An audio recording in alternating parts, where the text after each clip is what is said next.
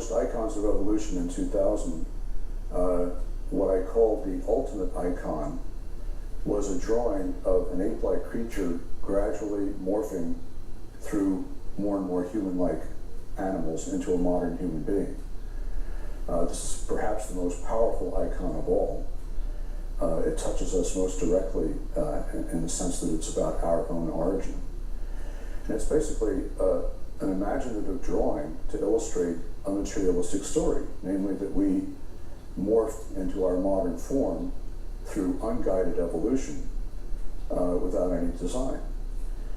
I showed in 2000 that this was the case, and in the intervening 17 years, it's still a case, even more so, I would say. So in Zombie Science, my new book, I bring things up to date by reviewing some of the fossils that have been discovered in the intervening years, usually accompanied by a great deal of hype.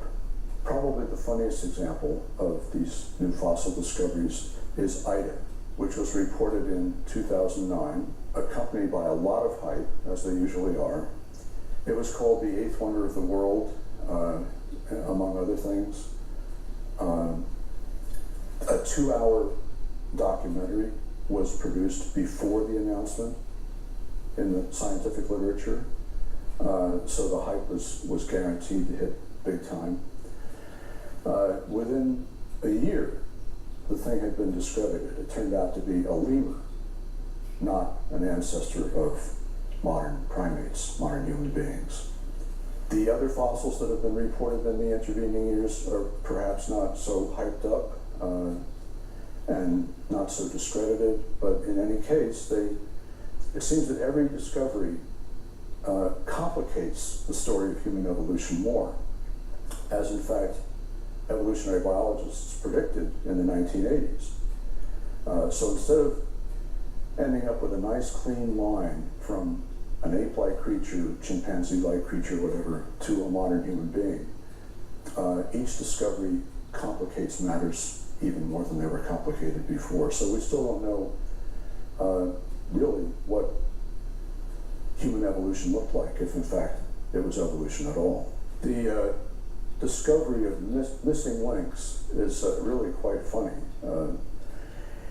The fact is, there's no way to link fossils together in a chain of ancestry and descent. So the term missing link is very misleading. The reason you can't do that is, just imagine finding out in a field 2 human skeletons buried in the ground. Unless you have identifying marks or written records, or maybe in some cases some DNA, you can't tell whether they're related to each other. So when you dig up 2 fossils on 2 different continents that are millions of years apart and thousands of miles apart, and not even the same species, how do you know whether one is related to the other? You can't. And actually, evolutionary biologists have pointed this out.